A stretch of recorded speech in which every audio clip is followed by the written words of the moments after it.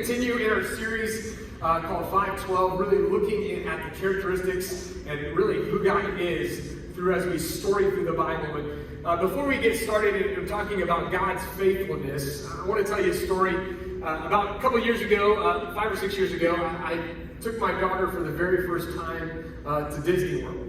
And we were going to Disney World, and we had parked in the parking lot. We were in like Goofy Space 200, right? And we walked our way over from the parking lot over to where either you can take the tram or go on the ferry to take you over to Magic Kingdom. And so we got on the boat, and we were loading up on the boat, and there were swarms of people loading onto the boat. And this was prior to COVID, and so we were loading all these people on the boat, and then I thought there's just no way it's possible that there could be any more people loaded on this boat. And then they loaded about another 200 people on the boat. And so it's hot, it's a summer day, it's sweaty. I mean, everybody is sunscreened up, all these kids are packed in there, and a bunch of them are wearing like full suited costumes there to go to Disney, and we're making our way over to Disney, right? And so we get to the point on the trip where you can just start to see the Magic Kingdom, right? And you can see the castle. About that time, announcer, the captain of the boat came on, and he says, ladies and gentlemen, boys and girls, welcome to Walt Disney's Magic Kingdom. And he said, the happiest place on earth. And simultaneously, when he said that, I could hear at least 50 or 60 kids crying at that very moment, right?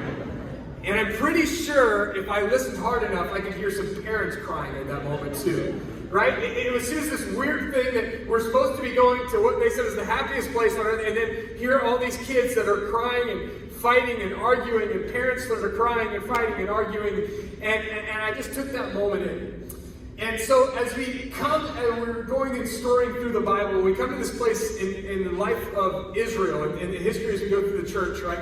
Israel had been taken out of Egypt, all right? God had been faithful to deliver them and promise them to make it to the promised land. And here they are, in really what should be the happiest, best place on earth, in God's favor and God's blessing, seeing God's promises and having His provision and protection. Yet the people of Israel are crying, fighting, and bickering, right? And so this is kind of where we picked up. And if you've been with us the last couple of weeks as we've been storying through the Bible, we've looked at, God, this idea of God the Creator. As we looked at Genesis. We looked at God's faithfulness through the fall of man. We looked at God's promises and His covenant, the truth of the 10 Commandments. We looked at God moving people and giving them the promise to be delivered out of Egypt into the promised land. And so we've been seeing God's faithfulness through all of this. And so we kind of come to this season for Israel is where they've been delivered into the promised land, but they become really in this situation of where they're bickering and they're wandering in their faithfulness and wavering in their faithfulness to God. And I think what becomes evident, though, as we look at really 1st and 2nd Samuel and 1st and 2nd Kings, as they long for an earthly leader, king over them, is what we see is their faithfulness wavers, God's faithfulness does not waver. And it's a reminder for us that even in the seasons of life where we are maybe unfaithful to God and we are wandering in our faith, God's faithfulness and covenant and His word to us does not change. I mean, we're reminded of that sometimes, that even in my wandering, God's love for me, God's desire to walk with me in relationship does not waver. And so we're going to look at this morning about God's faithfulness. But I think as we look and story through the Bible, as we look at 1st and 2nd Samuel and then 1st and 2nd Kings, this is a season where Israel is really wavering in their faithfulness. In the big picture, we're going to look through some things.